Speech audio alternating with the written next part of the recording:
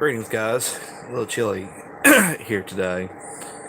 It dropped to 26. That's 26 degrees Fahrenheit, by the way, for those who are not uh, American and using the metric system. I'm not sure how much that is in Celsius, but I feel a little rough today. I took a spill yesterday, and I'm feeling it now.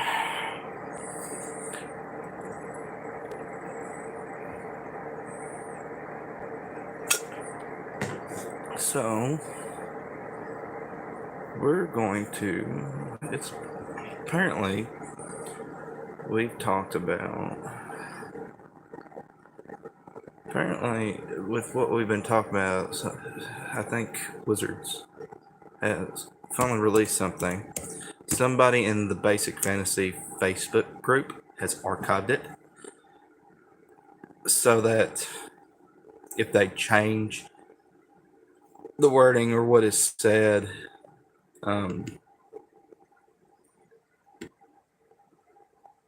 it's archived. So, like, we'll know what the actual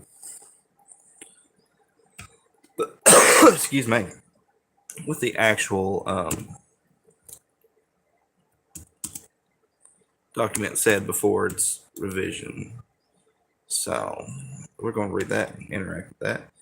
I wonder if we'll get any viewers tonight. I know Legion of Myth is streaming right now, so we might not get a lot of views. I normally watch their streams and interact, but I usually watch them after the fact. Sometimes I catch them right when they go live, and if I haven't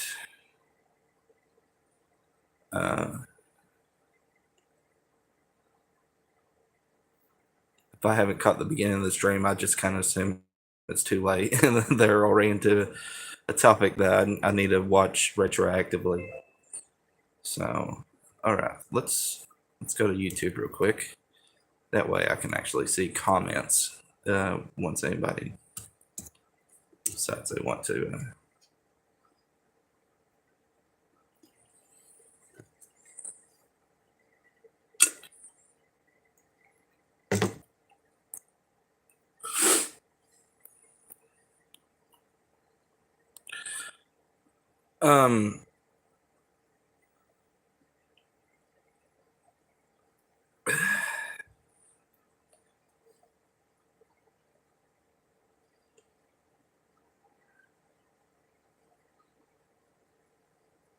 Let's see here what we got.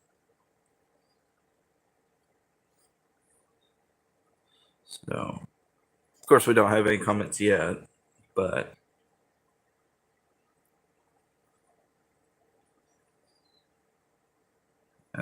we'll load up the comment section just in case. All right.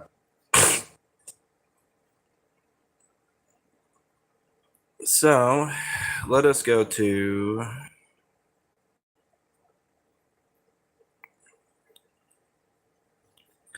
okay, we're on Basic Fantasy's Facebook group.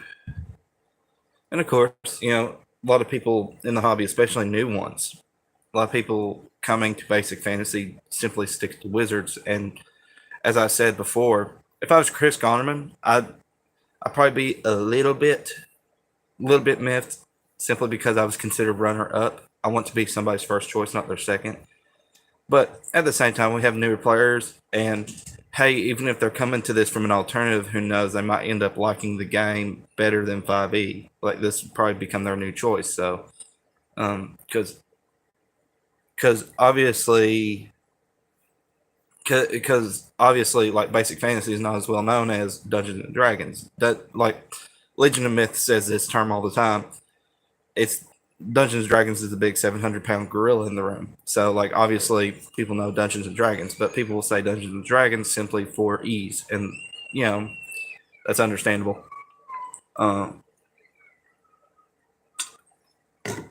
So, anyways, so on Basic Fantasy's Facebook group, you have people obviously posting their books. This fella right here, he bought the Core Rules, the Field Guide, the Those both I have, and the Equipment Emporium, I have that too. He's got the new edition of Morgansport, which I have the older edition. It looks like Adventure Anthology 1 and 2. If I had to look at that, I would say that's probably BF2 underneath that spine. And there's a blue spine there, and I would think that's the Chaotic Caves. So, he's got himself a pretty good little thing to a pretty good little setup for Sandbox Adventure, which is cool. And of course, somebody said it's still cheaper than a 5e player's handbook. Yeah, and they don't fall apart as quick either. For something that's paperback and still glued binding, they don't. Like, I've had my core rules for over a year, and yeah, the cover's a little bit beat up, but the book itself, like, don't get me wrong, it has favored pages to open too, but yeah, people coming over here simply for dislike of 5e. And of course, for whatever reason, you had a 5e apologist in this group, and I don't understand why you would join Basic Fantasy and still. So because somebody said Basic Fantasy is better than 5e, and this guy's like, how so? And then I said, East Run PCs aren't unkillable series of numbers. The adventures released aren't glorified railroads. The books aren't $50 that fall apart in a month. No need for session 0, no feats, no skills. Better immersion because of the lack of those previous 2 points. Player skill over character skill. Critical thinking encouraged in exploration rather than numbly rolling dice for problem solving. In what way is 5e better at all? So, yes, I consider this game better than 5e.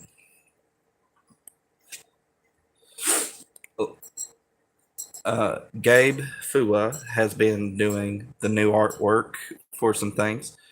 He's redone the kobolds. The kobolds are going to be depicted as canines as they used to be. And so this particular group looks like some Scottish Terriers, which, to be honest, that'll add some flavor. Whether you like that or not, that's all up to your perspective, but it'd be interesting to see how that goes.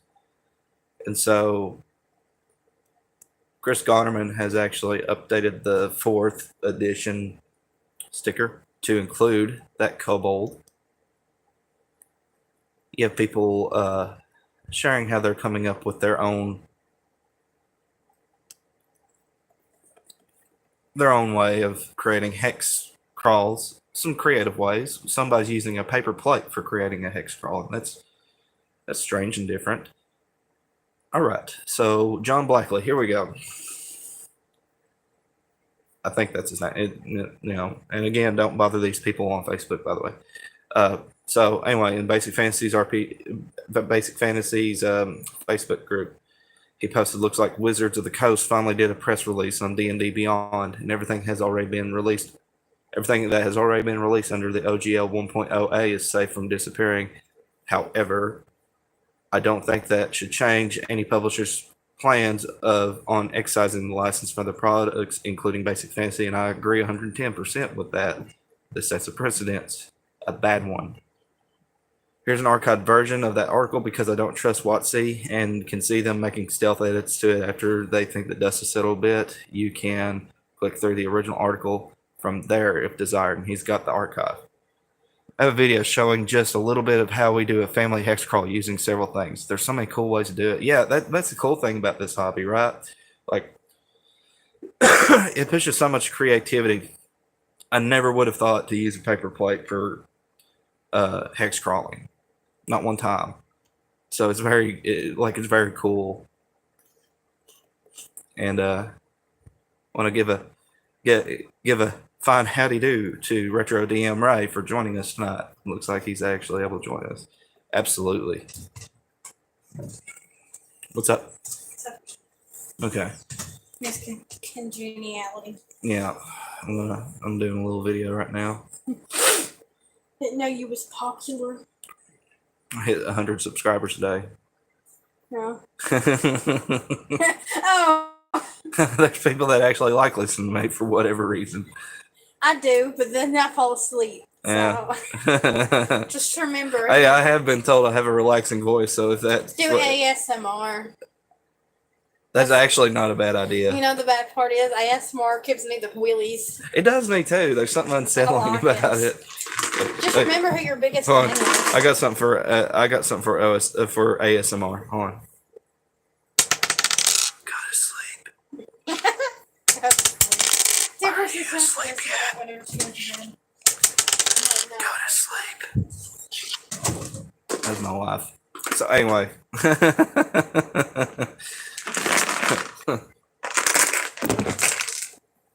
So anyways. All right, so here's the article that they put in the Wayback Machine. This was what was Retro DM Ray.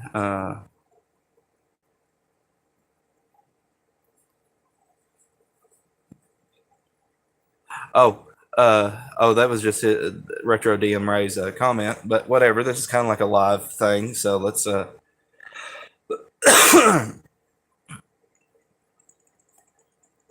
so we'll interact with the comment on this video, and then we'll get to that article.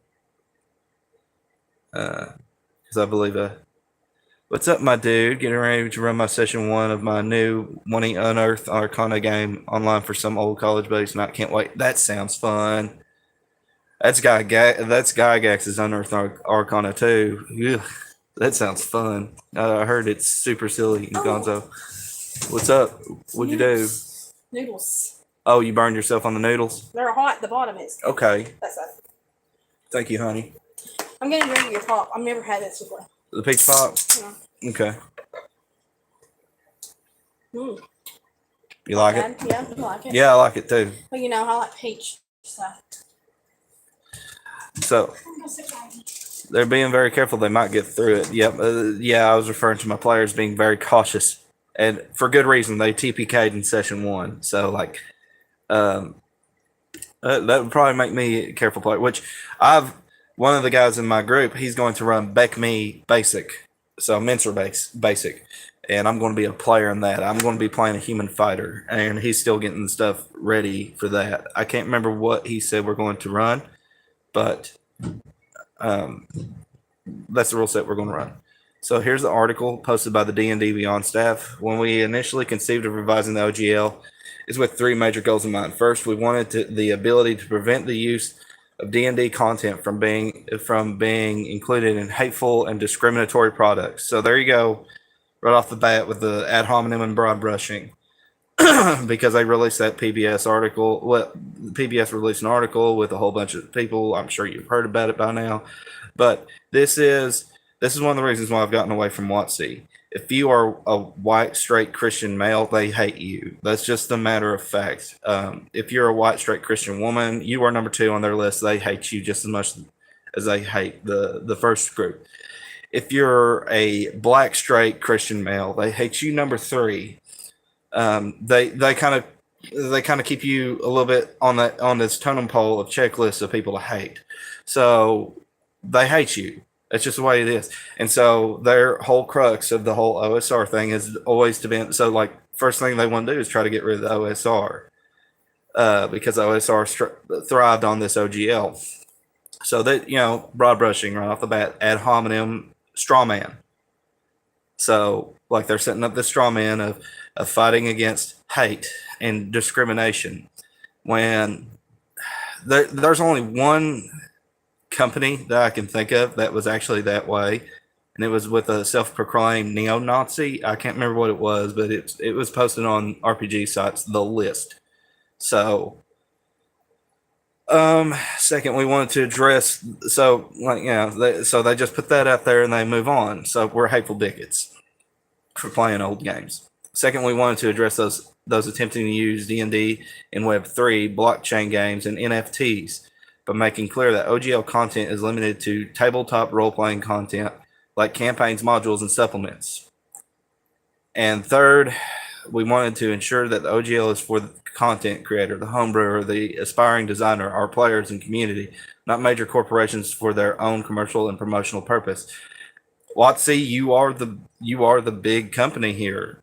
You are the major corporation. You and Hasbro both are. You're not the good guys in this.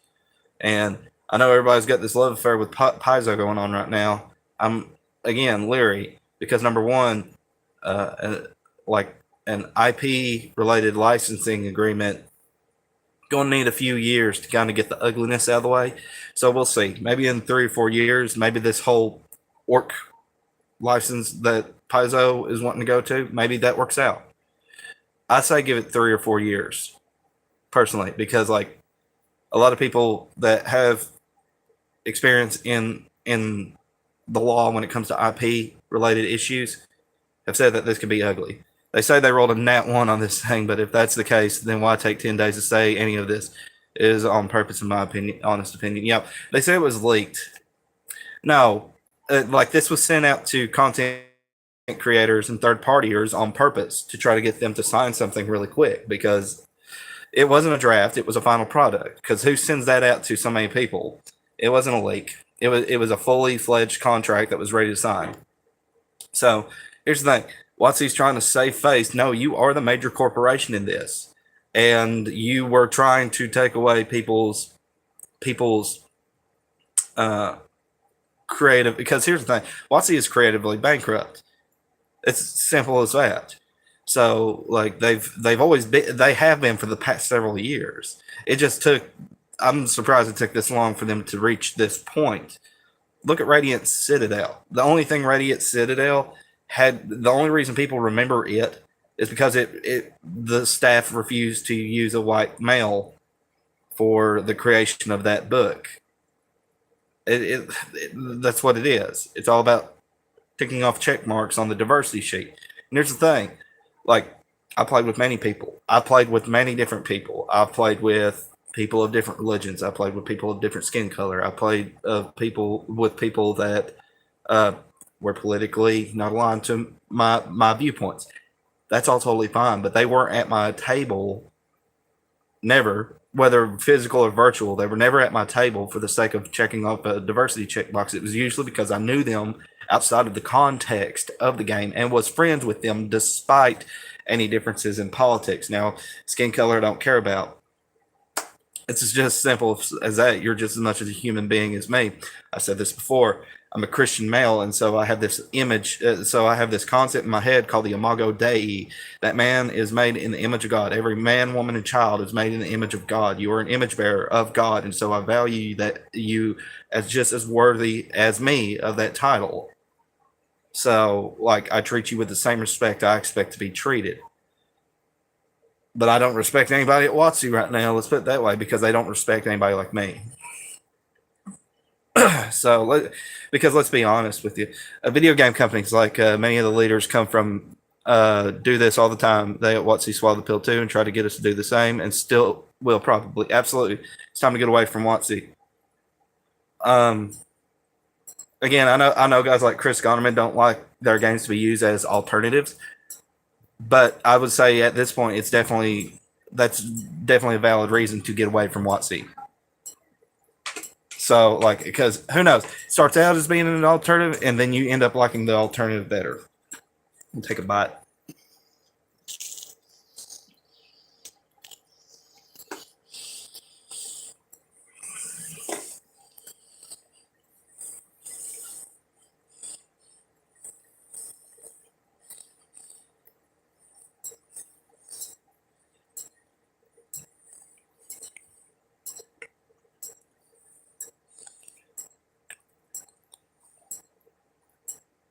Driving these goals were two simple principles. And I totally agree with the love, your image of the Imago Dei statement there, brother. Yep. That's right. I know I do this devil horn thing all the time. This is just a holdout from my days as a teenager. I mean, nothing with it. I've done this for years.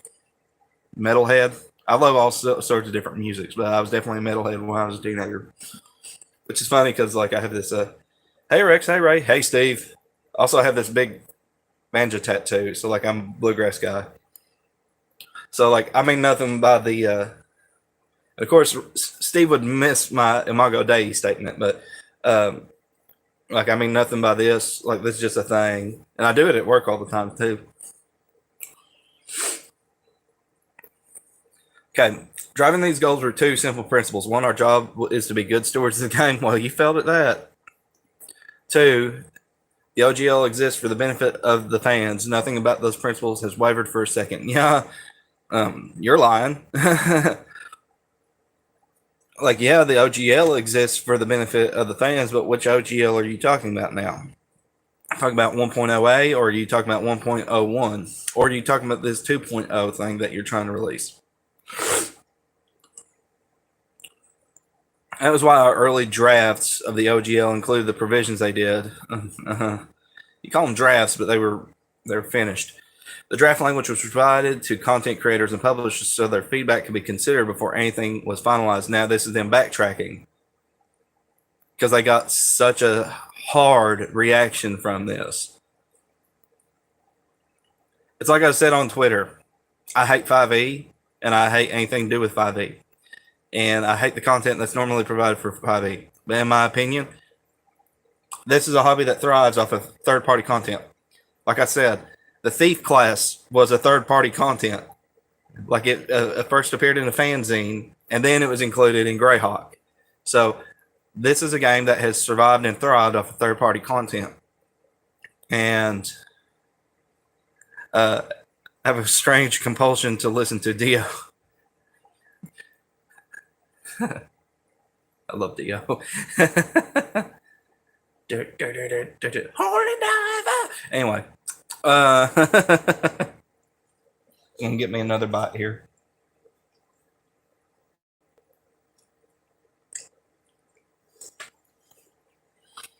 Agenda driven, very poor writing in 5e stuff for sure. That's right. Ronnie James Dio was the man. Funny thing is, some of his stuff with Sabbath. Now I'm always going to be an Ozzy Sabbath fan because I love the guitar riffs from that era. Hole in the Sky is my favorite one, but Dio was actually, in my opinion, I like both. Right, I do too. I'm going to piss somebody off. But I find in terms of heavy metal, Ronnie James Dio was better. Ozzy worked for that bluesy hard rock kind of style. And some of the jazzy stuff they did too. Fairies Wear Boots is a very jazzy song. Most people don't even know what I'm talking about when I mention that song. I'm a huge Sabbath fan too, by the way. Anyway.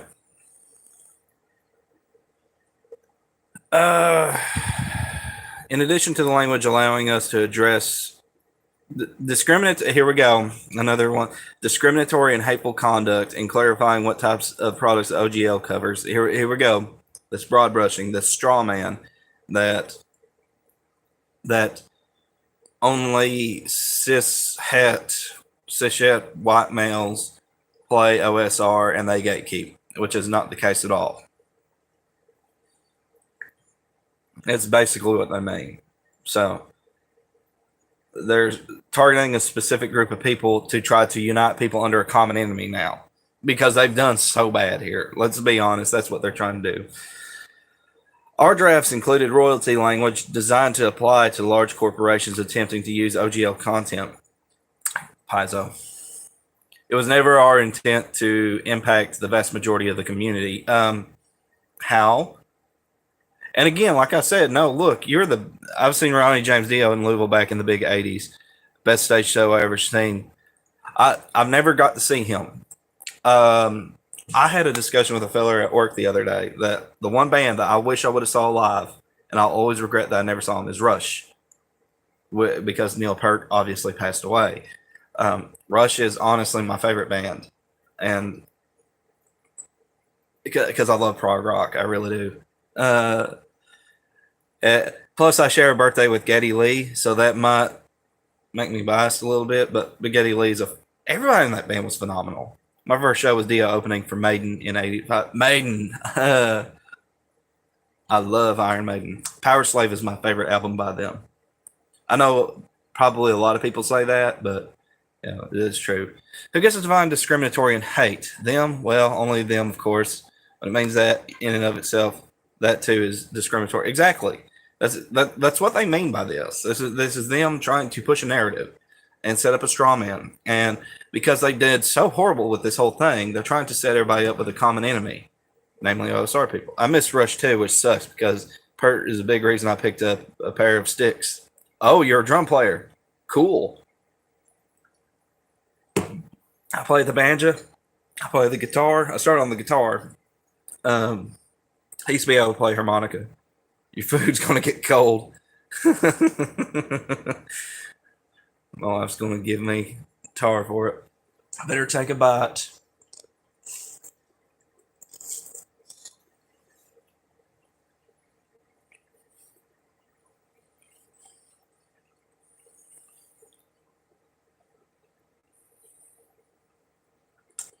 If I can beat on me, I can play it. Which is fine.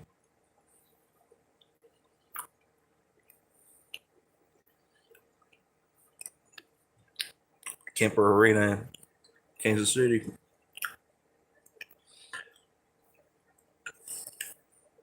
Kemper Arena is if I remember right, that's a very huge place. I'll be honest with you. The only reason I remember what Kemper Arena was because I was a pro wrestling fan as a kid, and that's actually the arena where Owen Hart died. You know, it's a good hobby when it beats out food, right? So anyway,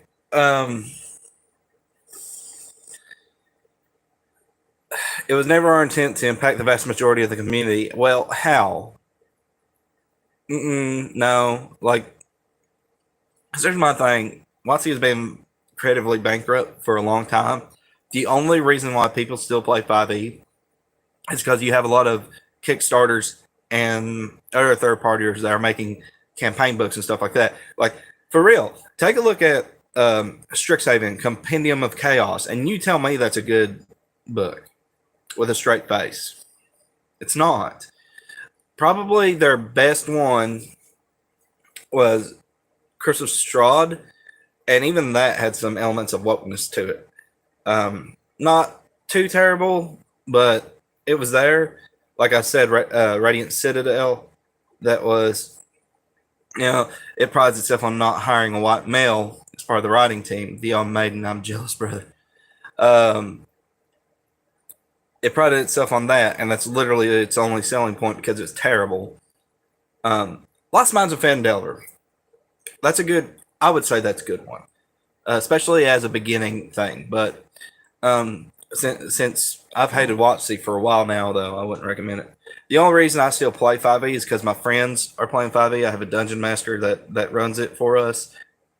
It started as a Lost Minds of Phandelver campaign.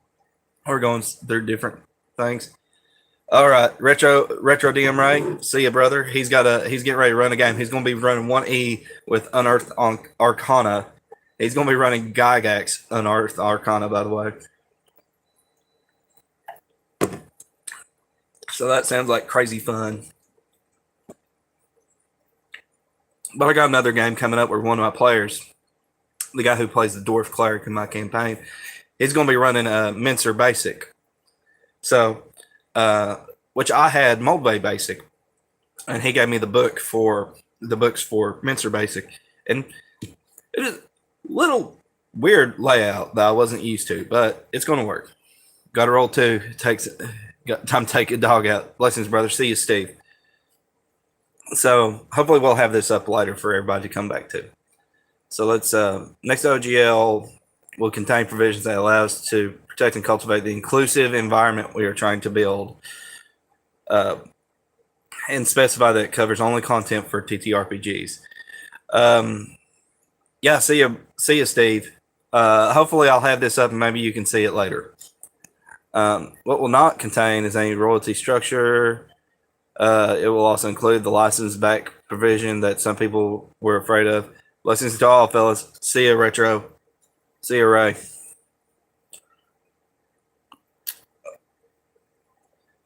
Some people were afraid was a means for us to steal work. That thought never crossed our minds. Really? It never crossed your minds Okay, somebody who does 5e Kickstarter campaigns did a video on this. I wish I can remember his channel name, but it was pointing out that number one, even the new 2.0, basically, you essentially, when you sign up for it, there's a clause that says number one that your stuff is theirs now, but number two that by signing this, you acknowledge that the 1.0a is not invalid and therefore blah blah blah. But here's the thing: when you sign up for the 2.0, because there's the trap there.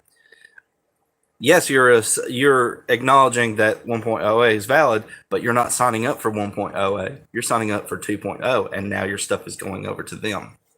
So yeah, they're trying to steal from you. A couple last thoughts. We're going to get through it because this is pretty obviously them trying to cover base. They know they've screwed up here. So first, we won't be able to release the new OGL today because we need to make sure we get it right. But it is coming. Second, you're going to hear people say that they won and we lost because making your voices heard forced us to change our plans. Those people will only be half right. They won, and so did we. Yeah. Again, this is them trying to cover base.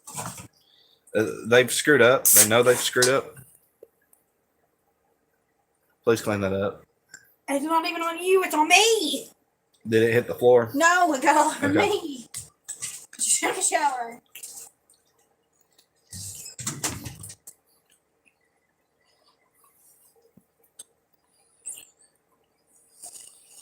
I don't believe in talking with my mouth full.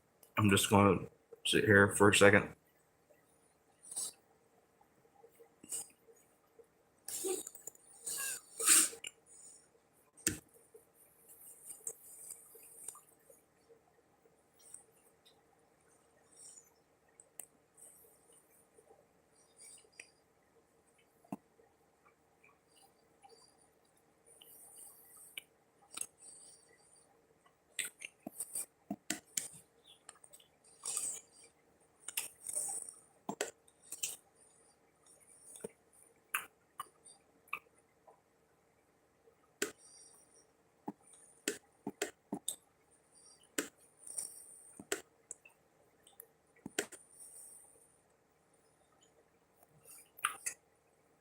Okay, so I am going to comment on this. Let's see. Yeah, go to Basic Fantasies Facebook page. All of us hateful bigots. All of us hateful bigots. These guys get grabbing these books, wanting to play something different. Hateful bigots.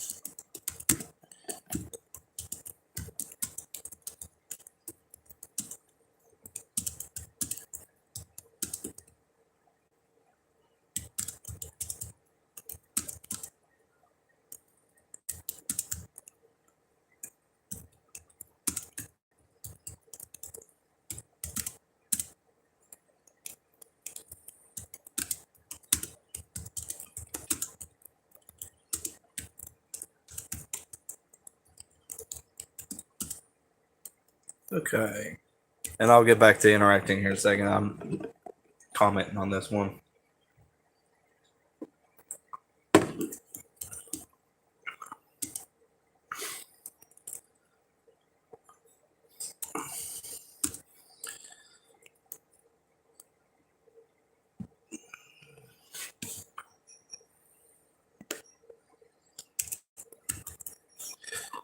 Different.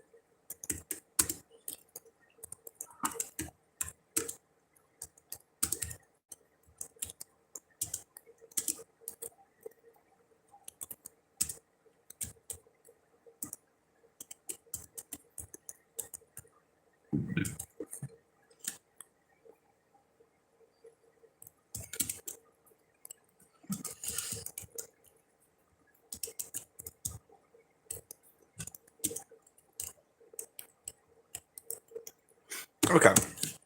So, anyways, now that I've said my piece on that, we're going to take a look at Basic Fantasy RPG's site and see what's going on today. How about that?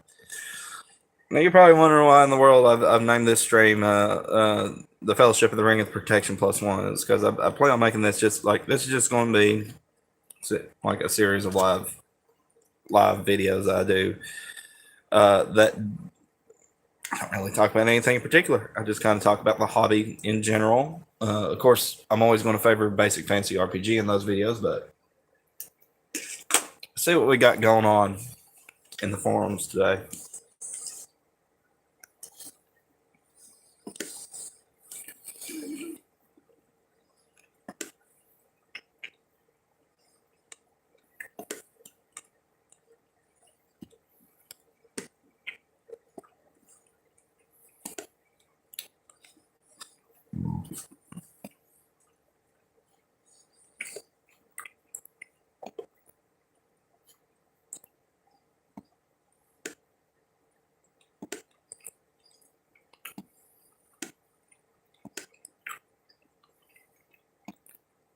So we've had 2 pages of content released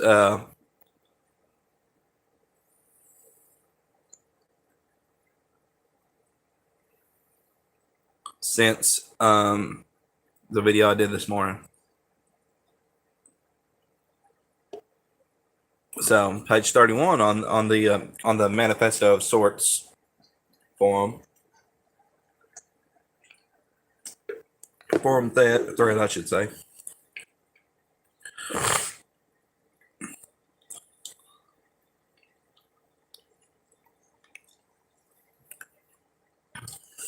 So Smawn replies to Jim 1804. Well, no, he's replying to Demetrius's reply to Jim 1804. To give context, Jim said, "If it's real, it looks like it keeps OGL 1.0 active for anything published underneath it." Demetrius wrote, "Thanks for the news. Although if they don't ensure it's non-revocable, they'll basically leave it hanging like the sword of Damocles.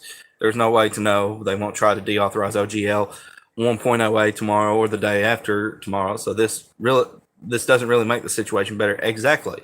Like I said this morning, this sets a precedent and a very nasty one. If it's not clear that you shouldn't trust WotC anymore, like I don't know what else to tell you, because like even best case scenario, you need to get away from the OGL and the SRD.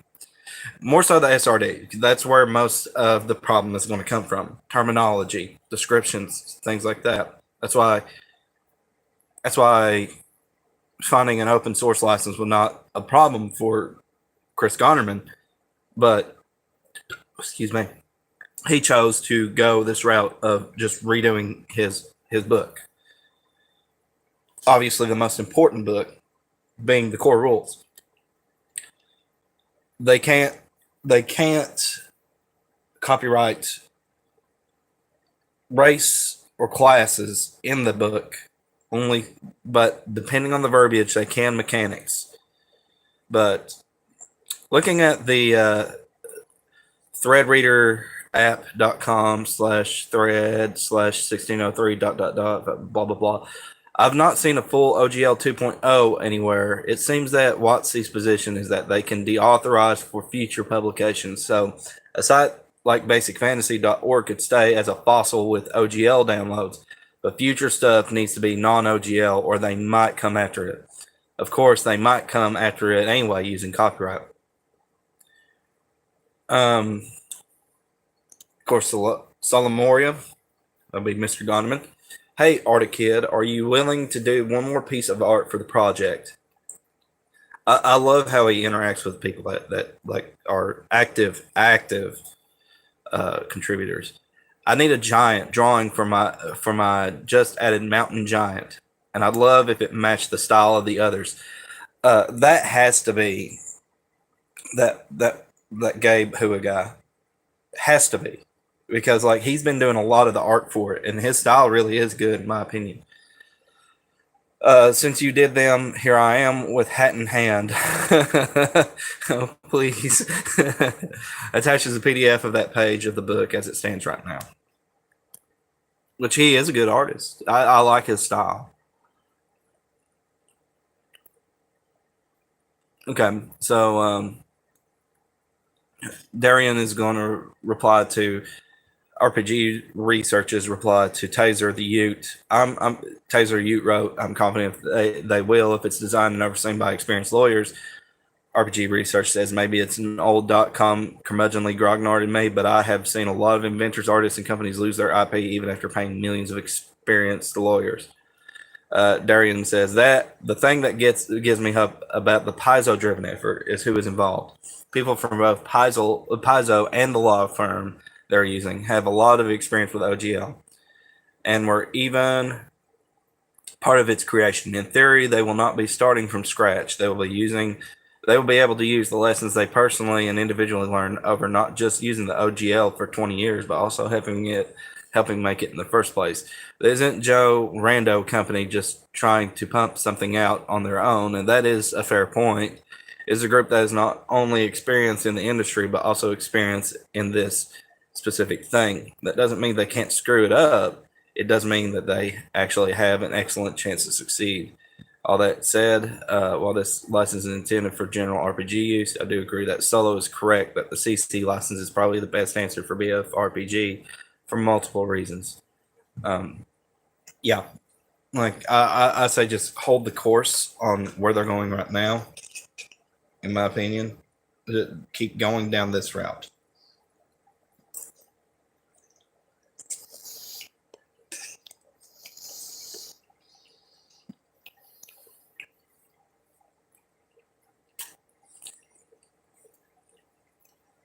I'm a bit of a sloppy eater. I'm sorry. Okay, RPG Research at Solomoria. I don't know if you are already familiar with the Electronic Frontier Foundation at EFF.org, but they are very supportive of RPG creators, especially since their roots go back to the U.S. government harassment of Steve Jackson Games. I don't know much about Steve Jackson Games or its history. I have Illuminati, the card game somewhere, but I'm not familiar with the company's history, so I would have to look into that. More than once, they have helped me in various endeavors, and in some cases provided me with pro bono legal support in some of the battles I had with Tolkien Enterprises, now Middle Earth Enterprises, among others, regarding RPG fair use and their abuse of the DMCA. Thanks to EFF, we are sites were the only websites to survive the multiple waves of attacks over the years against fan-based support sites. CC seems a safe bet, but if you wanted to see if the EFF folks might provide you with a little more lawyer insight support, consider reaching out to them. And I would probably say, yeah, it never hurts to talk to a lawyer. I've always found them wonderfully supportive and helpful with general guidance, and generally helpful to keep things from going to court and coming to positive resolutions, standing up to the big guys trying to intimidate others, which is what WotC is doing. WotC is trying to make themselves the good guys, and paint themselves as standing up against exclusivity and hate and bigotry, when no, you guys are feeding that fuel to the fire. You are a hateful company. You hate guys like me, and even though I never did it, I have a very libertarian attitude of live and let live. Yet you come after guys like me, call me hateful and bigoted and the gatekeeper, even though I never once gatekept anybody. Not once. Anybody wanted to play, they could play. I just run my orcs as monsters as they should be. Kind of hope, no joke, kind of hope that that basic fantasy goes back to the pig-faced orcs, but that's okay. We'll that'd be a different subject. I can make them pig-faced in my own games if I wanted to. And EFF is effective at helping make them back off, and that's EFF.org. Post the link. Just a thought for a resource that you may find helpful if you haven't already tried Happy Gaming. Also, WotC seems to be saying that now that things published under the old OGL may remain in print. That should cover BF and IF at least for the time being. That's true. Probably the more heartbreaking reality of this whole thing was that Iron Falcon was probably going to disappear. So if the 1.0A can stand, I think it's a good idea to leave third revision, and I think it's a good idea to leave the third revision. That's my wife, and everything up on the site, like all the previous revisions of the games. I think it's a good idea. That being said, we should still have something that's not attached to the SRD or the OGL. So, worst comes to worst, you have these. You still have something up there. Best case scenario, you have something unrelated up there, and all your previous stuff up there too. And so all you'd have to do is yank all the stuff down that was still attached to OGL. Now, I don't believe most of their lies and don't know the fine print on any of this. No one does yet. No. WotC is not truthful. And again, I don't trust Paizo either for the very same reasons. Although they, to my knowledge, they haven't done anything as scummy as WotC. They just, went woker quicker. But hopefully it means we at least don't have to pull down old stuff. That's true. I was cheered by seeing EFF weigh in. My preference is for CCBYSA. Alex Schroeder makes a good point about OGL 1.0A, that publishers might intermix the protected product identity and the open gaming content, so that prying the two apart and actually making use of the OGC is nigh impossible. I saw on one Facebook group that the OGL 2.0 would allow the existence of 1.0, but only for 6 months, so creators could finish any started product. Yep. That was the crux of WotC's new 2.0, is that it was going to give you 6 months, but they wanted you to go ahead and sign it so that you acknowledged that you were going to release it. But that was the thing, they were going to yank it away from you anyways, because now you're under 2.0. You're not under 1.0A anymore once you sign that paperwork. That was the trap.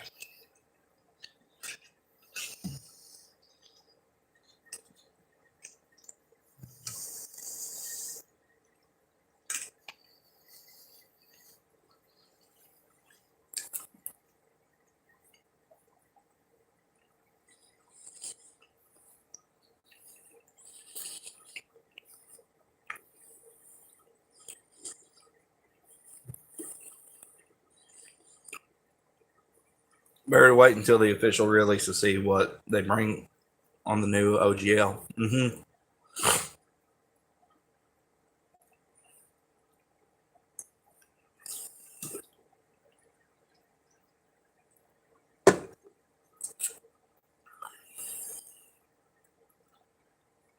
Okay, so Solomoria has weighed in on the Paizo blog, I believe. And then, of course, Deadpan C posts the link to the article that I just read a little bit ago.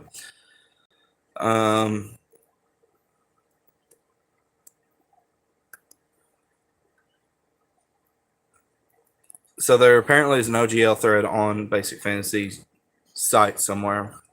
We'll go to that here in a little bit, just out of curiosity, but might end up going here now because... Okay, here we go. What thread is this? The new OGL and BFRPG.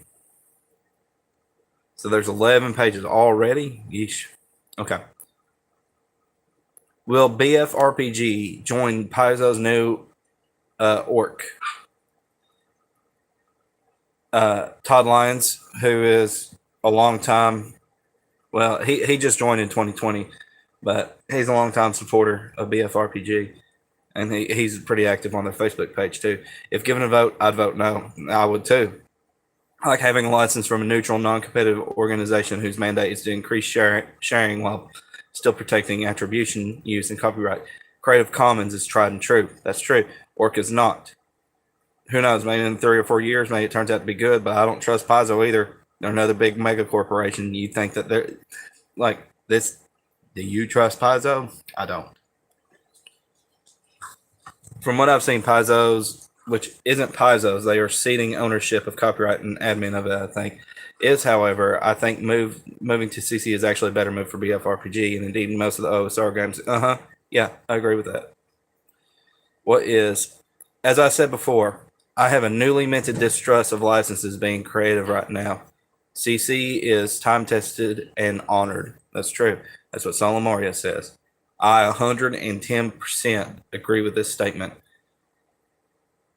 JD Jarvis, no reason to not use CC. It works. The license issue isn't really that hardware software developers manage pretty complicated licensing all the time. I had a program that went before a recent revision of the licensing and the development software. The licensing requirements were longer than my code. Carrera Du Bois replied to Will BFRPG join Paizo's new orc? Why would we? We are creating our own thing, and it's likely going to be much more faithful to the original game than whatever Paizo comes up with. If the forums allowed likes and dislikes and stuff like that, this would get a big heart reaction from me. Why would we? Why would we want to shackle ourselves to Paizo? I don't care whether they own this or not. I don't trust them. And you have Kobold Press and all those guys.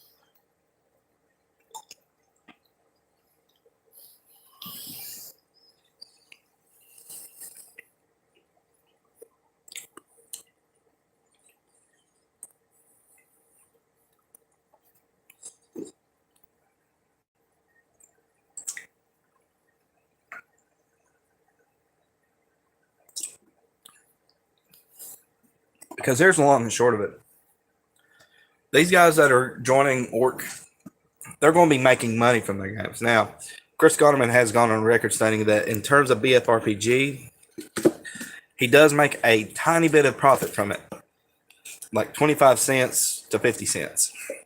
Not much, because that's just the way Amazon works.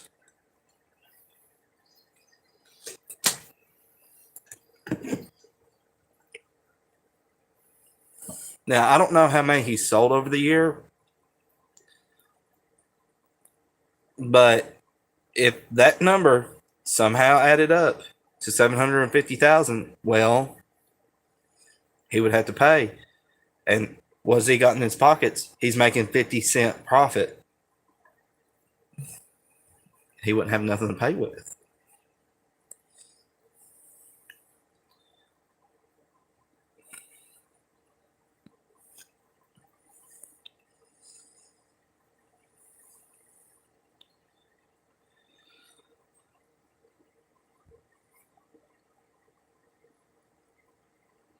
Okay, some we got people that are just advertising for the new orc thing, and I have yet to see it. So here's the link to Paizo's response.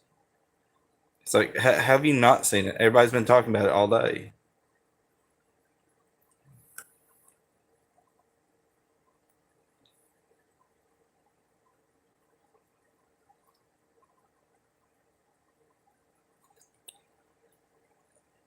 So to give you an idea, because somebody did it very good here, CC license names are constructed from simple blocks. Because the license it's called CC BY-SA, and I think there's another one that's CC BY-NC-SA. So the BY say who the thing was created by. So you give credit where credit is due. NC you don't use commercially. So none of this big like let's try to make a profit off of it thing. ND don't create derivative works, and SA share alike. Licensed derivative works under the same license. They're relatively understand once you get used to them. Yep. So yeah, this is a good point that Demetrius brought up. It's a problem that people just say Creative Commons license and don't specify which one. Yes, people should make sure to check context. Yeah, that's true. So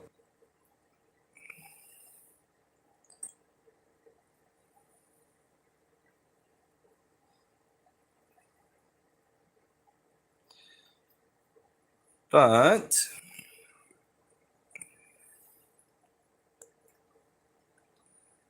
but if a person that but if a person can learn that 2 plus 2 sometimes means 4 and sometimes means 2d8 plus 2, they can also learn that CC license sometimes means one thing and sometimes another.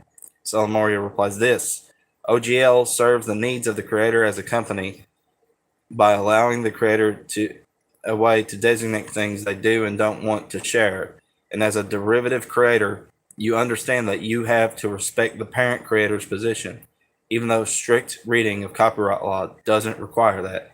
We hold nothing back except the name and the art, but that's a separate issue in that the art is not actually needed to use or create derivatives from the materials. That's true. Art's a very subjective thing. Product identity has been a thorn in my side for almost 2 decades. Why would I want to stab others with that thorn? This is why none of the new and improved licenses are acceptable to me. So, like the work, this is why it's not acceptable to Chris Connerman. OGL is a peace treaty. I don't need a peace treaty with the world at large. I just thought I needed one with Wizards. The funny thing is, and that's true because because that's the thing, that Paizo's only telling half the story. You had guys like Matt Finch and Chris Connerman going to court because they were wanting to keep the old rules, because during third edition's lifespan, at the beginning, you had people that they didn't want to go to third edition. They took a look at it and said, no, we don't want to play that. We want to play 2E, 1E, basic, expert, anything in the BECME system, companion, masters, and immortal.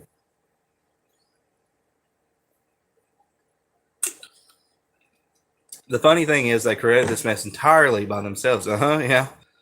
Look what Wizards did. Some of these people that were like 5e enthusiasts and proselytes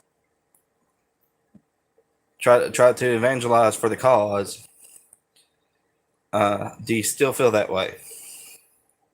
As long as they didn't have an open license, a few companies dared test their resolve to protect their intellectual property. As a result, no one was financially invested in compatible products unless they could arrange a separate license. Now, though, there are much more companies and individuals who have made so much stuff over 2 decades. 2 decades is a long time when you really think about it. Who are in the same cases heavily invested in their stuff, who will not go down without a fight. And Hasbro now has to deal with not one or two opponents, but the whole greater community of content creators. A few big enough to fight back, and many more who are small and agile and hard to swat. They are being pecked to death by their own flock of ducks.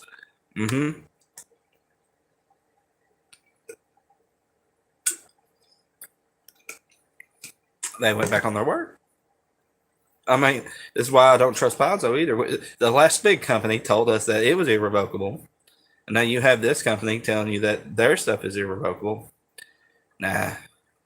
It makes sense for somebody like Kobold Press or whatever to jump on that, but it makes no sense for somebody like Basic Fantasy to jump on it.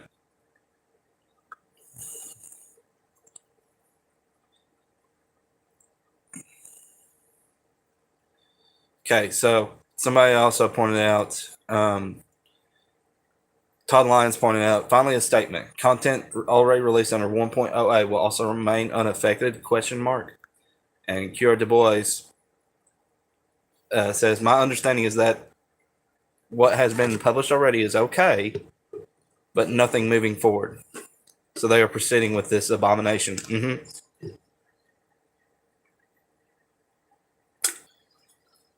Best case scenario, revision is still needed.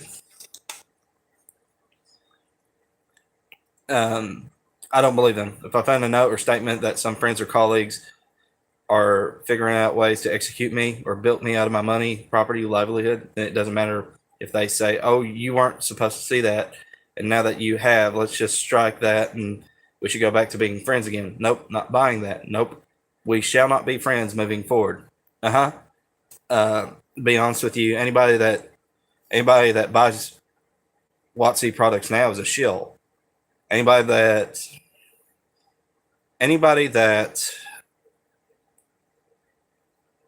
advertises for 5e, for one D&D, anything, in my opinion, anything D&D related now is a shill. It's what they are. And the sad part is there actually is a few people in the hobby that think they're being neutral about this, but they're really being a shill.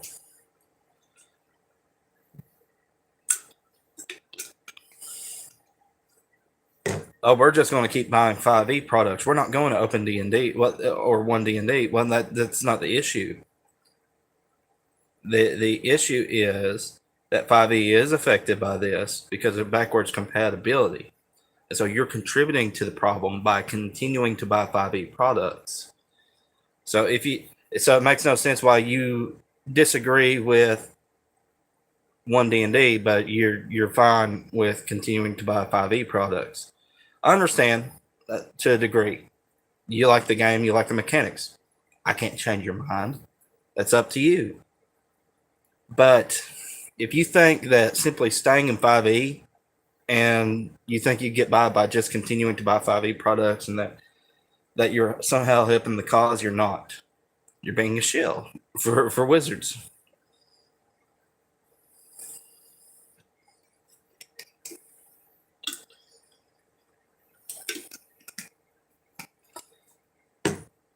So,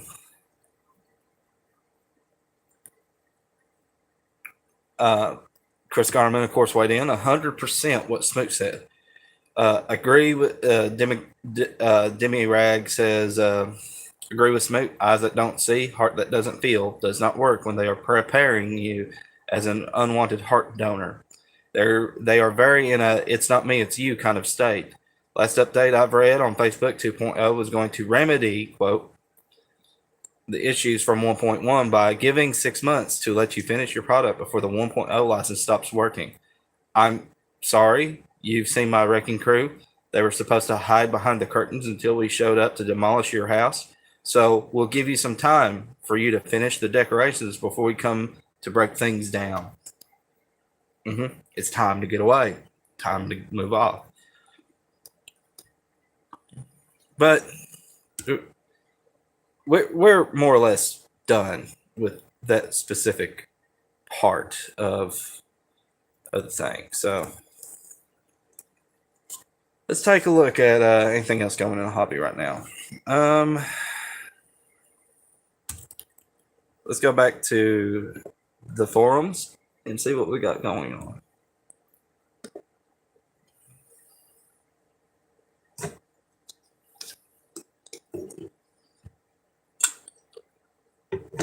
See what kind of new members we've had join in the past little bit. See if anybody's. Man, we have a lot of old schoolers. A lot of guys. Their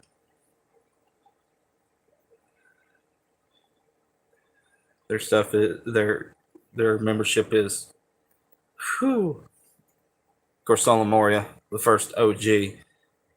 His handle on here is 14, 15 years old. It's almost old enough to get a driver's license. Let's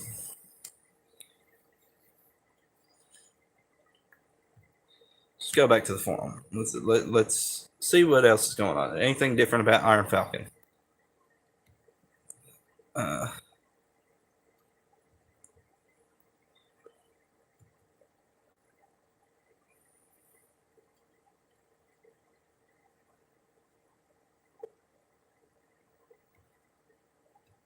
Anything different? Anything new on Iron Falcon?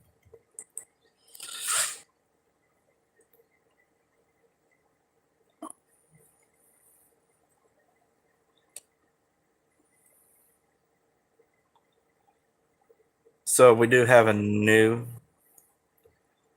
thing. IF 75 Lakeside Adventures discussion.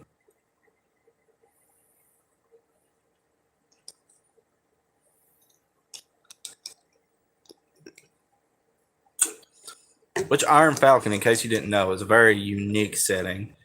Set in the year 1975, you play as essentially normal people.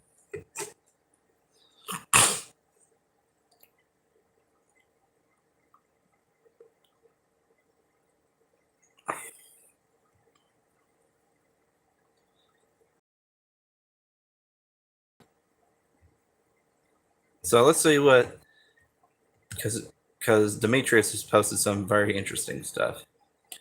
I've seen that we don't have a thread discussing IF-75, so I decided to start one. Thanks for the publication of the PDFs. I started reading. I have a small nitpick.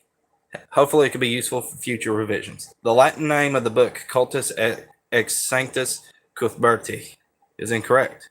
It breaks two grammar rules. First, adjectives and nouns should agree with each other. Here they don't. Sanctus is nominative, Cuthberti is genitive. Second, after X, we use either nominative or genitive, but ablative. Oh, we use neither nominative nor genitive, but ablative. I can fix grammar. That should be either cultus ex santo Cuthberto, worship, veneration, cult from Saint Cuthbert, or cultus sancti Cuthberti, worship, veneration, cult of Saint Cuthbert. Note that in the two interpretations, Saint Cuthbert can either be the one who venerates, genitivus, the subjectivus, perhaps the believer imitates Saint Cuthbert, or the one venerated, genitivus objectivus, perhaps the believer turns to him in prayers. I'm also not sure about the word choice. Cultus is not wrong. It's just a bit different from what the English says. But then it's not uncommon for books to have different names in different languages. I couldn't find a common translation for devotional. It doesn't mean it doesn't exist, but I have not been able to find it. But if I were to try to translate devotional closer to English, I'd go with Liber book, because devotional is a type of book. Libro Sancti Cuthberti, Book of Saint Cuthbert, or maybe Precautionis, prayers, Precautionis Sancti, Precautionis Sancti Cuthberti. I'm no Latin expert, by the way, so I'm trying. Prayers of Saint Cuthbert, because if I understand correctly, devotional is a book of devotions, which are a type of prayers, or maybe Liber Precationum, Book of Prayers, Liber Precationum Sancti Cuthberti, Book of Prayers of Saint Cuthbert. I'm not sure which of the variants I've presented is better. Maybe all of them are not good enough. My Latin is far from perfect, but I can vouch that all of them are at least grammatically correct, unlike Ex Sanctis Cuthberti. Sorry for the nitpicking, but I thought it might be useful for further revisions. Todd Lyons, this is useful and was fascinating reading. Thank you for taking time to explain the options so clearly. Yes, I'm kind of a nerd for this kind of thing too myself. I figured there were a lot of things people might find wrong, but I hadn't even considered the Latin. That's Chris Gotterman's, and of course he gives a laughing emoji. We'll fix it if there is ever a future update. YYZ Zombraire, at least you don't have to write it out 100 times on the blackboard. Seriously, though, thanks for the correction and explanation. AI man, thank you, Demetrius. Don't apologize for being nitpicky. It helps to produce the best books by working together. If it were up to me, I would vote for Liber Precationum Sancti Cuthberti. I hope that, and that's it for that thread, so I'm hoping it grows.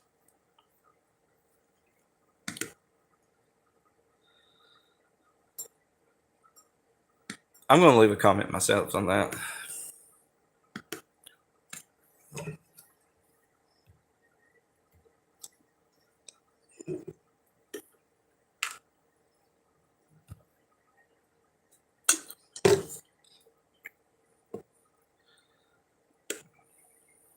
Okay.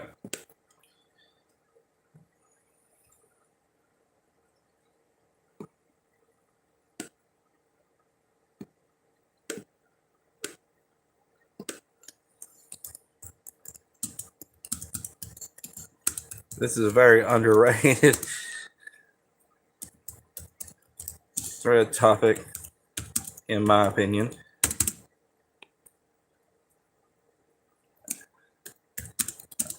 I'm a big geek for religious imagery. So having a more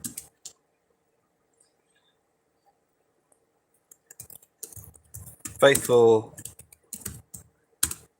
Latin title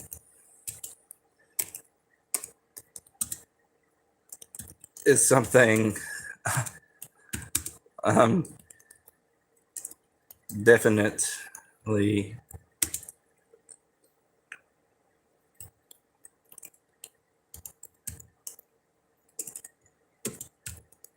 nerding out over.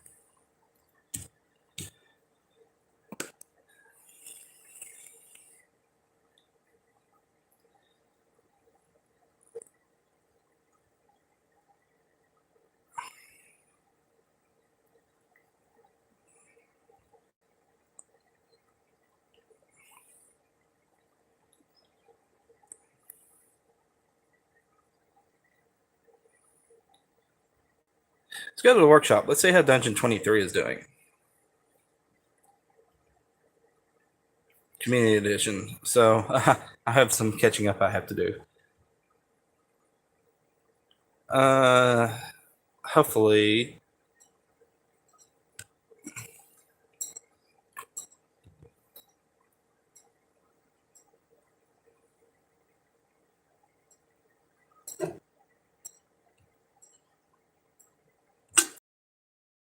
okay.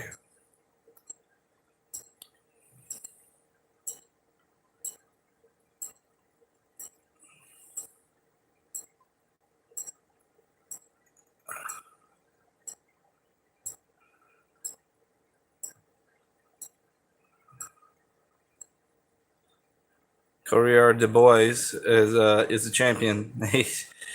He's more or less working on this by himself right now. If I get the time, I'm going to help. What's he's updated the master post. So level of context and explanation, what's going on. Additional lore, we'll find that out. He's got my 1d6 zombies, 11 in total, on the random encounters table. We have quite a few rooms done.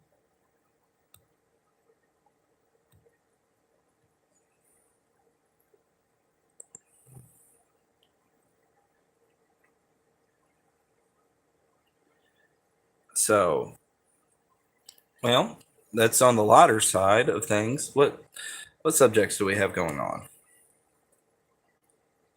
SRD removal tracker. Okay, this is interesting. So what are we removing? Basic Fantasy Core Rules Revision 107 is finished. Priority highest, status reviewed. The tracker linked to master post. The field guide to monster, field guide to creatures malevolent and benign. Priority medium. Fantasy field guide is low priority. Monster index is low priority. Equipment emporium is medium priority. Morgan's Fort is high priority. Exactly, because Morgan's Fort is one of the first campaign settings for it. And it's done, it says. That's good. Morgan's Fort is actually the one that, if you take a look at the core rule book at the beginning, it has a story that's linked to the link to Morgan's Fort, the Old Island Fortress campaign. There's actually 3 alternate endings for that, and I haven't decided what I'm going to run my players through yet. I thought about rolling it, but I might choose it. use of fiat because I do like to reward my players. I rewarded them pretty handily for the selling of this big giant honeycomb from the giant bee room last night. So it was enough gold that they leveled up. And yes, I run gold as XP.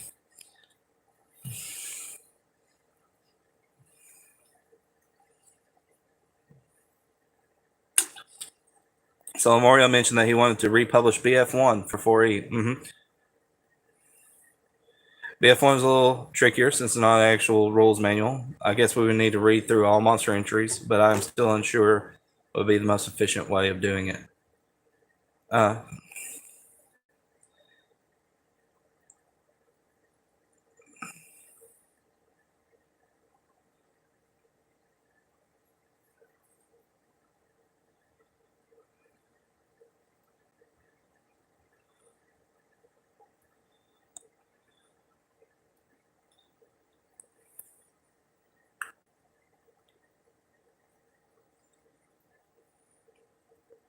Yeah, the people are talking about how it's high priority, but redoing BF1 shouldn't be too bad. And really, from personal experience, gone through that book so many times, it's tricky, but it's not impossible, and it's not going to be as big of a task as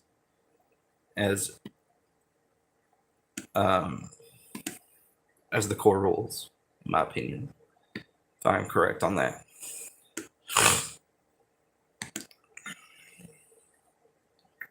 Okay, so here's the final section. The core rules seem to have all been reviewed.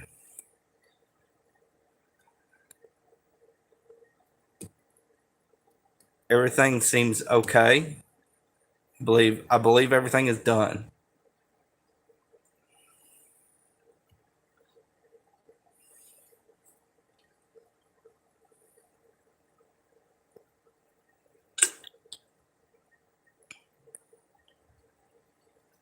Okay, nothing from the SRD in the name of the monsters. Armor class. This line gives the creature's AC for normal combat. If the monster customarily wears armor, the first listed So it looks like they redid some things. Wonder how much they redid.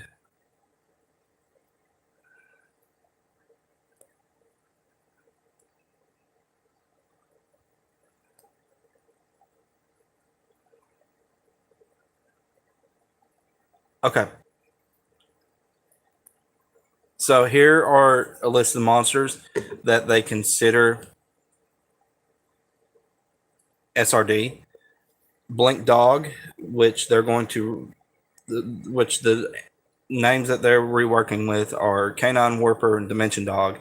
Gelatinous Cube will be Amorphous Aberration, Slithering Jelly. I'm a big fan of Amorphous Aberration.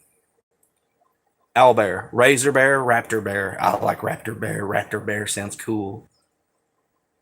Rust Monster, Corrosion Beast, Iron Eater, Metal Mouth. I would say Metal Mouth because it sounds silly, but it gives it an identity. Shrieker, Screaming Fungus, Shrieking Spore, Wailing Mushroom, Sonorous Fungus. I like Sonorous Fungus. Sturge, Leech Bat, Sanguivorous Bat, Parasitic Bat. I would say Sanguivorous simply because I want Game Masters to get tongue-tied. Solomoria has redone dragons. Magic Jar is being redone. Seems like everything is being redone. It doesn't seem anything is really out of the ordinary, but this is a big thread. They have put a lot of effort into all this. Well, guys, I'm going to get off. I've been going for nearly an hour and a half now.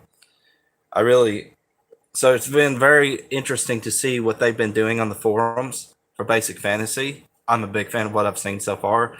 I hope that they change Owlbear to Raptor Bear. That sounds like an excellent name. Metal Mouth for Rust Monster sounds cool. And again, Amorphous Aberration for Gelatinous Cube. It makes it sound very threatening, very Lovecraftian. But I'm cool with Raptor Bear. Raptor Bear. That sounds metal. So I'm cool with that. But anyway, guys, I'm gonna get off because now I'm just kind of dithering and doing nothing now. Um, so hopefully I'll have more things to talk about in the future because now that they're redoing the rules, obviously like me talking about certain mechanics is going to be a little different now because mine works off of basic fantasy RPG, which I would probably I'll probably still do just under third edition. So we'll see. But I do plan on continuing to do basic and expert sets, but dealing with basic fantasy in particular.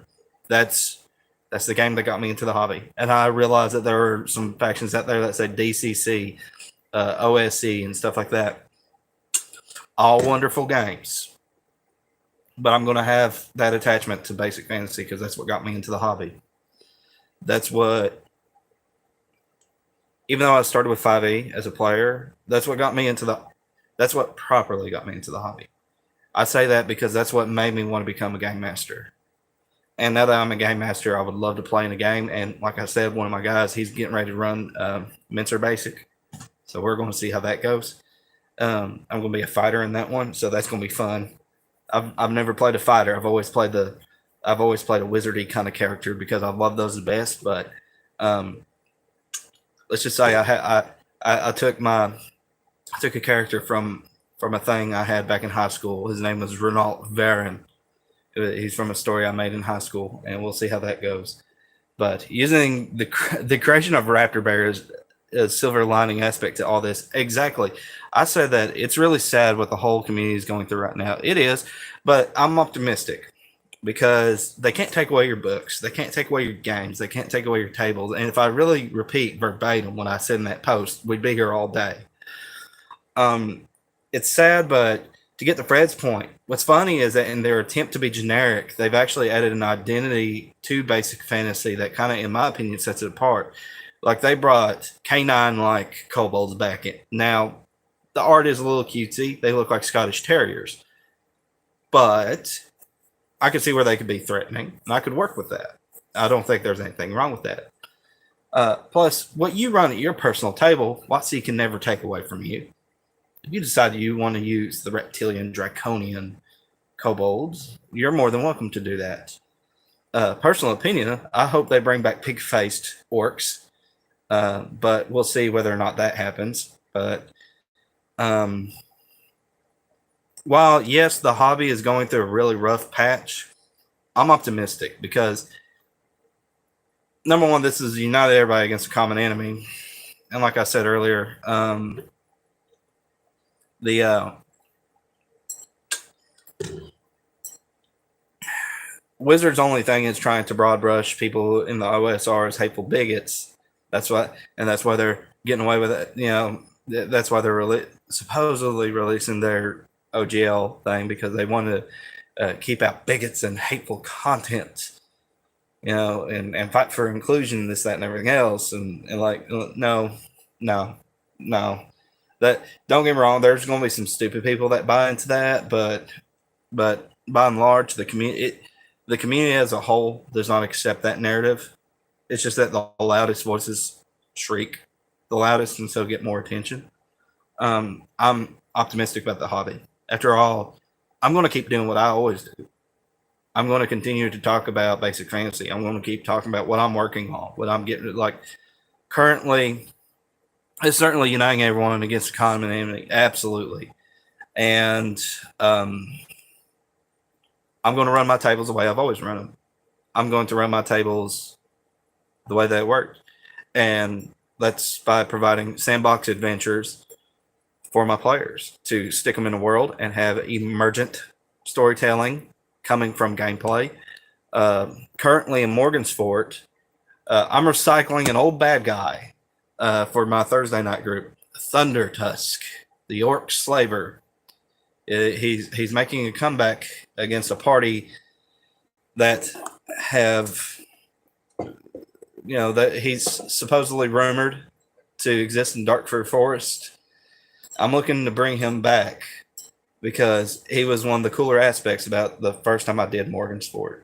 I know I'm spoiling this a little bit because I have a couple of my players that watch my stuff, but the Demon of Darkfur, the Marauder, the Bone Collector. But right now, he's just a rumor. Now he's not out loud and out in the open like he was in that first Morgansport campaign that I ran. He's in the background somewhere. The players have to find him. They want to check him out. But they have another reason to go to Darkfur Forest because they found out there's the ruins of this castle that's in there. And there's supposedly treasure, but they don't know yet. Now, they finally talked with Halden Rathwin. That's how they found out some of these rumors. They've heard about the Nameless Dungeon. They've heard about the Cave of the Unknown. They found out from him that supposedly on the second floor of the old island fortress, because they cleared the first floor last night. They're pretty much done with the first floor. They're getting ready to go to floor 2. But they're getting ready to go into this place. Supposedly there is this chieftain down there buried with magical weapons. Maybe that's true. Maybe that's not. I haven't decided yet. That's actually a room that has alternate endings to it. But we'll find out.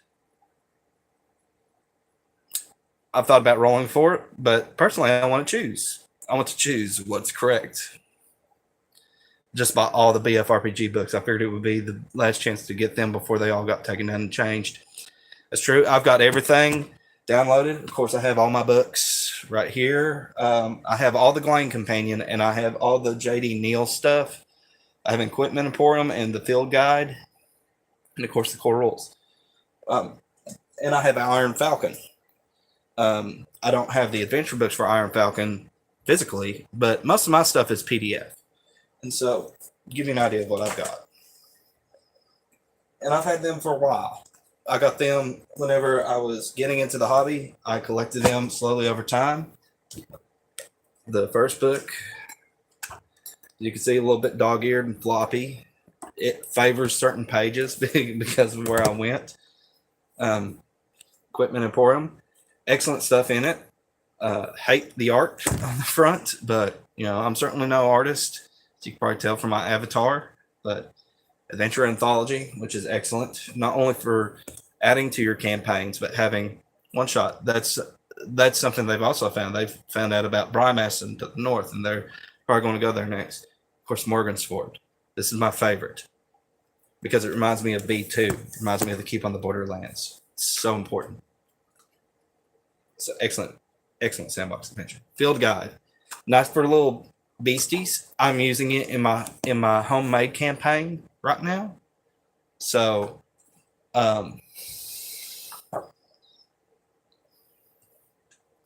Adventure Anthology 2. I don't believe 3 went out to print yet. I'm OCD, and so I must arrange these in a way that's pleasing to me. Fortress, Tomb and Tower, BF2. You can add that to your Glane. BF3, Strongholds of Sorcery. Don't know much about it yet. Haven't thumbed through it. I'm looking forward to see all the changes they make. Should be interesting. Yes, it seems like they're on the right track to making these very strange and odd entries that, honestly, in my opinion, granted an identity that set it apart from OSE and other basic clones. The Chaotic Caves, another excellent one for adding sandbox adventures to. Monkey Isle, which I don't know a whole lot about yet.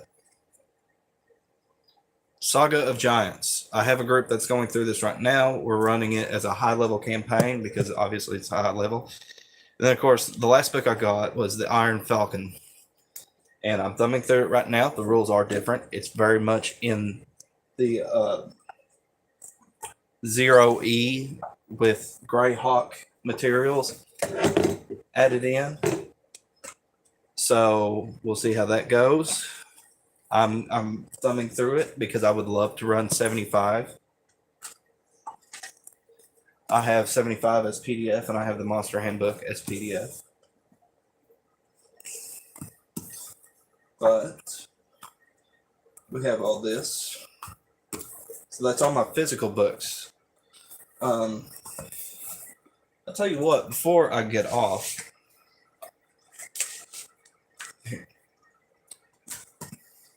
by the way, here's my handy dandy trapper keeper. This is some of the stuff I use. This is my charts and tables and stuff like that for quick reference. And to be honest with you, I've come around to the idea from playing with my daughter to using a DM screen. Plus, I have my stuff for Anglovin back here, which is my world that I'm creating, my campaign setting.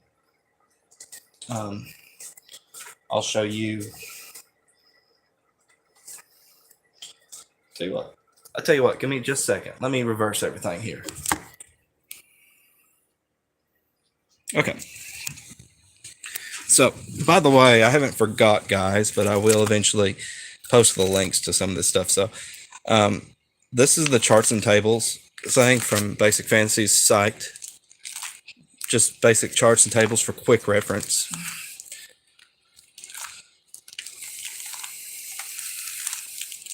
This is alignment, so I use that for developing my religions and the core monsters and their alignments.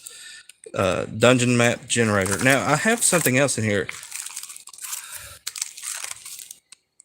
Oh yes, how could I forget? Sentient weapons. I have that downloaded and put in this. How could I forget? That's important. This is okay. It's not great. Everything is mostly 30 by 30 squares, but it's serviceable, but I don't use it. Oh yeah, this is like just of 100 items for problem solving. And I downloaded this and printed it out. This one is the Anglovin campaign setting with the premise and the rules and restrictions for character creation, just to kind of keep everything on track. In addition to a couple of house rules I made up that have come about from my plays over the years. Here's going to be a copy of the player's map for Anglovin, stylized. Nothing is in perspective, but here's the hex map that I'm working on for it. 20 quick questions for your campaign setting, which is serviceable. 100 holy symbols, which I've used. Here's my answers to those 20 questions. Here's an article I printed out dealing with basically a religion generator, and it uses D8, and it did okay. And so the religions I made, of course, using 9 alignments. We have Yolgren, the chariot champion, god of courage over evil, neutral good. We have Norstal, the patient mantis, god of patience, of course. He is lawful neutral, all about very, very basic stoicism kind of stuff, really. We have Gortark, the hiding brute, the god of carnage, which is symbolized by a crocodile. He's chaotic evil. He's the one that orcs and such are going to worship. Claudius, the charitable father, god of justice and righteous deeds, lawful good, of course, very Judeo-Christian kind of thing. Tarfinius, the agile balancer, the god of balance. He is neutral, true neutral, rational over emotions and zeal. His symbol is a goat, because a goat balances on mountains and stuff. We have Borfal, the roaming rambler, god of exploration, chaotic good. It's actually an atheistic religion. It's presented as polytheistic, but it's really atheistic once you actually get into it. We have Hennet, the freed ox, god of liberty, chaotic neutral, symbolized by a broken yoke. Thalfair, the accuser, god of perverted justice, lawful evil, has a lot to do with the secret societies and trying to come into power. And Harry's Torn, the betrayer, goddess of deceit, neutral evil, also a secret society thing. Here is the map to Galdeth, the starting town, and redoing the NPCs. I've also changed my stance on DM screens because playing with my daughter has definitely shown me why people use them, and I should probably soften my stance on them. And then, of course, here's an isometric map that I'm starting on, and here is a map for the Tomb of the Forlorn that I'm working on. And of course, I'm not working on these very fast, so hopefully once this craziness is over and all that, I can donate this to Basic Fantasy's site. But we'll see. But let's just kind of give you an idea of what I do, what I work on. Nice work. Thanks for sharing. Yeah, thank you for joining us, Dave Hunter, by the way. So I'm going to go ahead and I'm going to get off. I'm kind of roving and rambling right now, but I think this hobby is going to be okay, by and large. Let me see if I can't reverse that.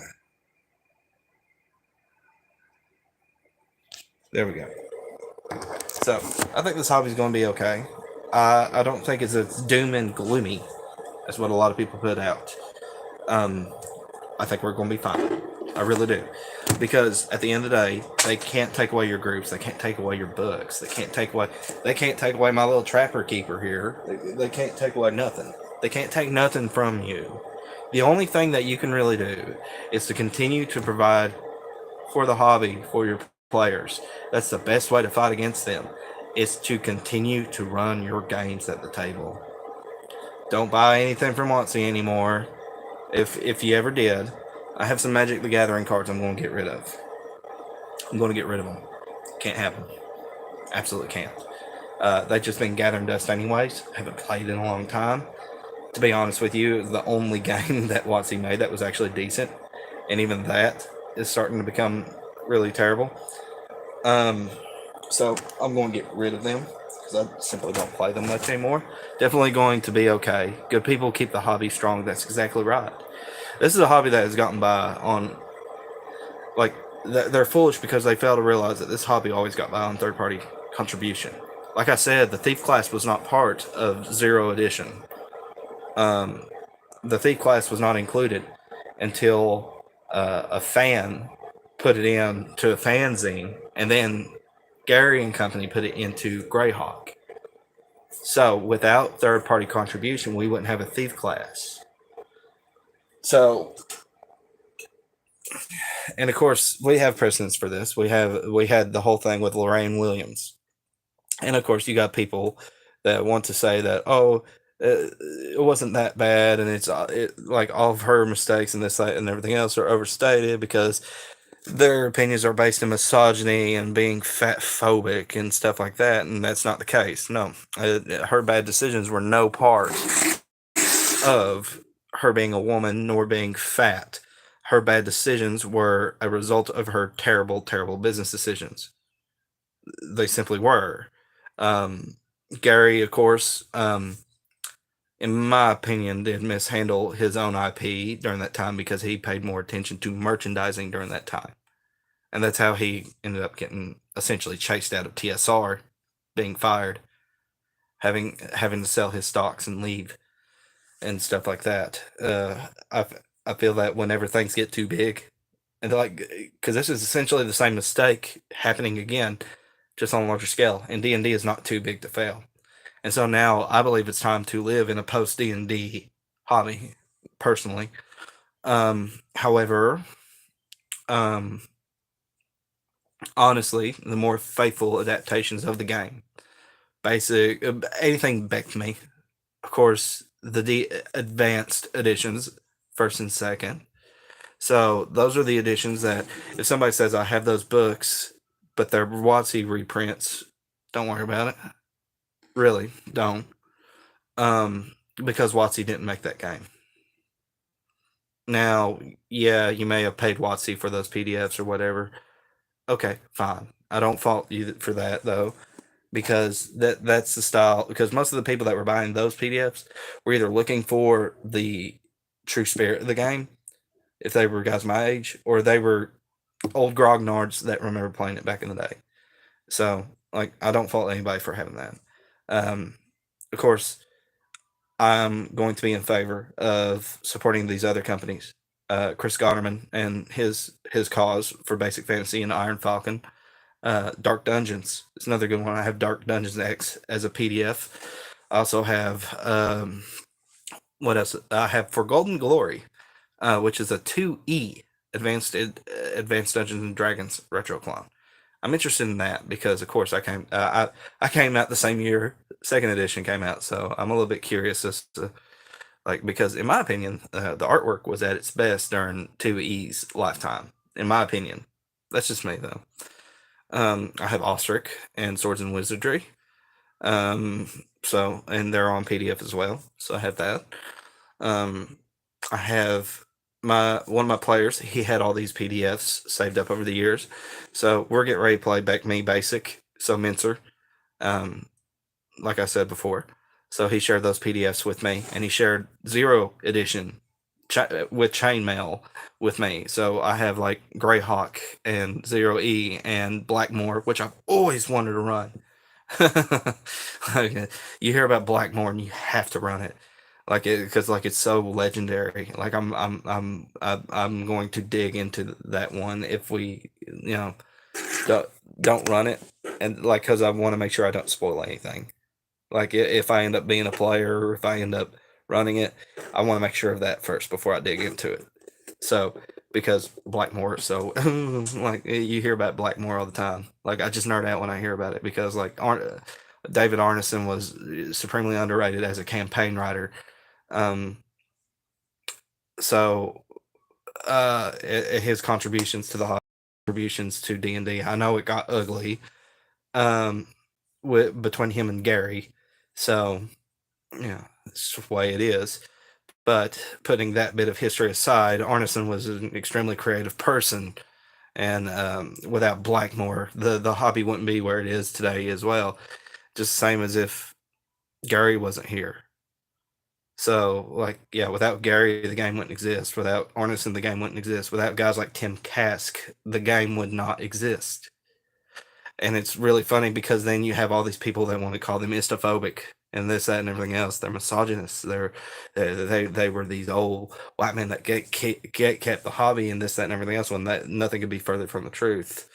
The simple fact of the matter is that the common perception of this being a hobby for white nerdy men was not born from the white nerdy men. It was born from each and every person's culture. You will have plenty of African Americans that will tell you that it was not cool to play Dungeons and Dragons because it was a white nerdy hobby. The same with Latinos and Hispanics. They will tell you it was not cool because it was a white nerdy hobby. That's the way it was. And it's really funny to me because everybody wants to talk about stereotypes, and yet my particular group of people have been stereotyped for years. The hillbilly, the Appalachian American, the one who lives in the mountains, stereotyped as an illiterate hick living up in the mountains, never had a bit of schooling. So like, don't talk to me about stereotypes. Don't talk about me to privilege, because schools around here were started by ourselves. We didn't have the government helping us. We didn't have like what the inner city kids had, where the government was helping them. They have no excuse for why their grades are poor. We had to provide that stuff for ourselves without government help. That's the way it was. I can think of nothing more privileged than having the government give you a school, but we don't get anything. I remember when, like, there's still people here that don't even have electricity, let alone a bathroom. There's still people here that use an outhouse. I remember being a kid, and this area did not have a bit of blacktop. It was all dirt and gravel. Good luck. I was 23 before I got the internet. I was 23, by the way, in 2012. So don't talk to me about privilege. Don't talk to me about stereotypes. I've earned everything I have. There's nothing privileged about the way I was brought up. I've had to work for everything. Everything. I'm going to go off on a tangent here. When I first started working at the factory I cut this finger halfway off. I had it reattached. It got pinched in a piece of equipment. It was a very cold pain. It's very strange. The blood pressure suddenly dropping, in addition to the sharp pain, knowing like because you see it and that's when it hurts, and like it was very numb and like it dangling there. It's very painful. I've seen people mangled to the point where I was surprised they lived. One of the guys I worked with got into a piece of equipment that was supposed to be locked out but was not. The safety was bypassed and it slit his arm from here at the wrist to the inside of the elbow in a J shape. And to this day, his hand does this because these tendons in his middle fingers are dead. They were severed. Don't talk to me about privilege. So I play these games to escape from the harsh reality of the world. That same factory, by the way, blew up in 2003. My dad was a survivor, but 7 men were killed. You can watch all about it. The CSB has a video called "Combustible Dust: An Insidious Hazard," and it appears the same factory that I work at, the same factory that my dad worked at and survived the explosion, appears at I think minute 18. CTA Acoustics. That's so. And we're getting ready to come up on the 20th anniversary of that happening. I knew those men, 2 of them anyway. So don't talk to me about privilege. I play this game to escape from that. I play these games so that I can put aside the harsh reality of the world and play a game with people that I enjoy spending time with. So there's no gatekeeping on my end because I understand people like me have a harsh reality of life and they want to escape from that. It's their choice whether they want to play or not. So this hobby is great. This hobby will survive no matter who's in it, no matter who gets involved with it. I think we're seeing a lot of people get ready to have an exodus because they were never part of the hobby to begin with. They had no desire to play. They had no desire to contribute. They were hangers on. They like to make drawings on the internet, but they had no they didn't want to risk their precious little weird furry fetish OCs getting killed. And so they never played. And we're getting ready to see them leave. In addition to the cosplayers, the fake game masters, stuff like that. We're getting ready to see them leave, make a mass exodus. They're going to leave, but we're going to have good people stay. Good people are going to be here, and we're going to have good people come in afterwards too. We're going to have people come in because, like, I know people that didn't come in because they know about wizards and their political philosophies, and they can't justify playing a game that is produced by people who hate them. No matter, because the simple fact of the matter is, no matter how many alternatives you give them to wizards, they don't want to get involved. But I believe we're going to see a lot of people come in.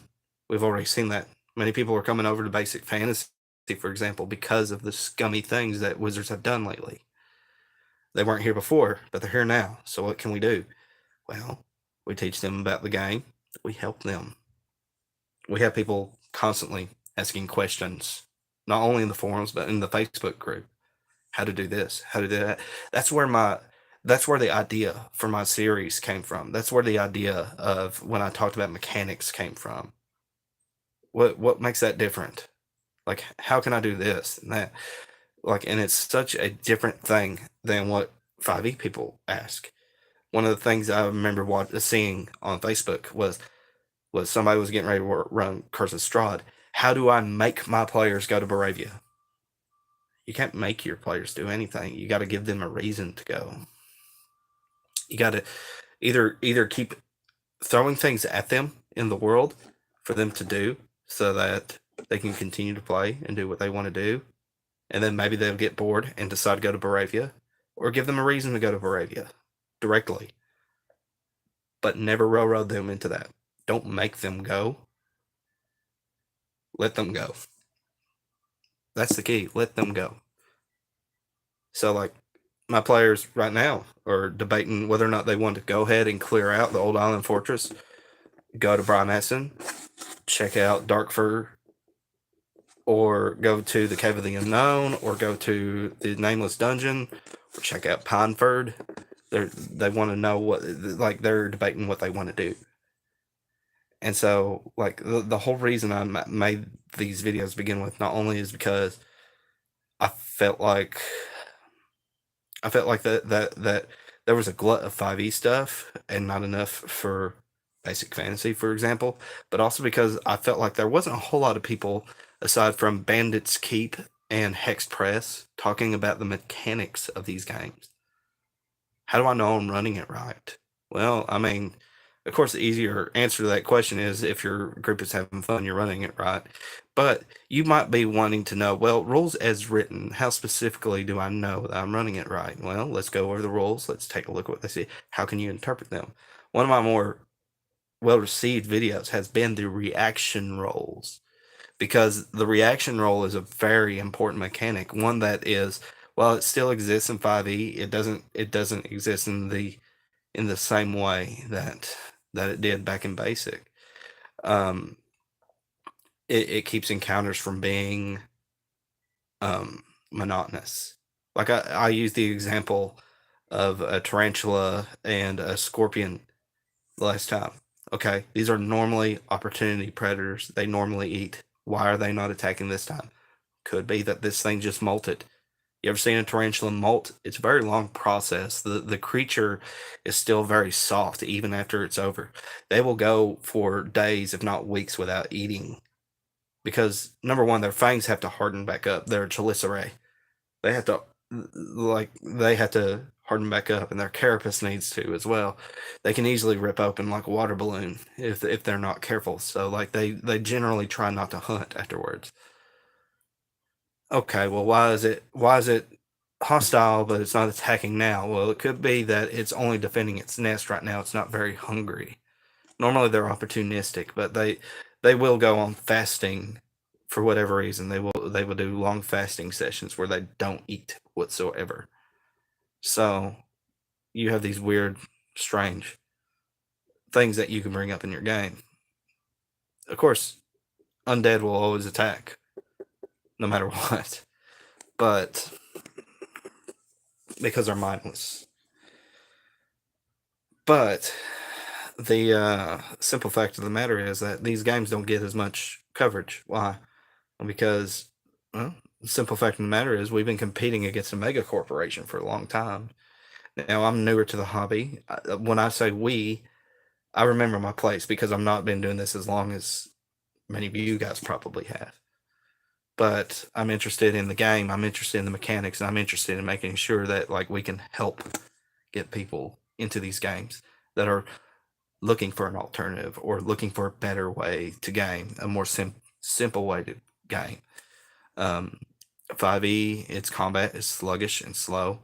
It's my least favorite thing about the game. If you got one player that knows how to build correctly, every combat encounter centers around them. The spotlight's on them. They're going to hog the spotlight and perhaps kill everything in turn one. Well, that is anticlimactic, don't you think? In my opinion, nobody should be able to kill things one shot on the first turn without the aid of something magical. So, anyways, I'm gonna get off my soapbox. Kept you guys for far too long. Thank you for listening to me. I'll probably come up with an actual subject to talk about next week. I hit 100 subscribers, a feat that a year ago I wouldn't have considered possible. But for whatever reason, people like hearing me talk and drone on for an hour, or in this case, 2 hours. So again, I want to thank everybody that has supported me, not least of which Fred. Fred has Fred was one of my earliest supporters whenever I first came into this hobby, and so I'm grateful for guys like him who have helped support me everything I've ever talked about and done. I know I've gave him a shout out in the past. I'll give him a shout out here. Retro DM Ray, he was here too. I've subscribed to his channel for a long time, and he recently came and subscribed to mine, and like he interacted a little bit earlier tonight before he had to go. He's getting ready to run a 1E campaign with Unearthed Arcana. So think about that for a minute. Gygaxian campaign with Gygaxian Unearthed Arcana. That's going to be interesting. So that has to be fun. I mean, think about it. Like, let your imagination run wild on that for a minute. Like, think of how fun that is going to be. So, anyways, as always, take care. God bless. See you on the other side. We'll be fine. I promise.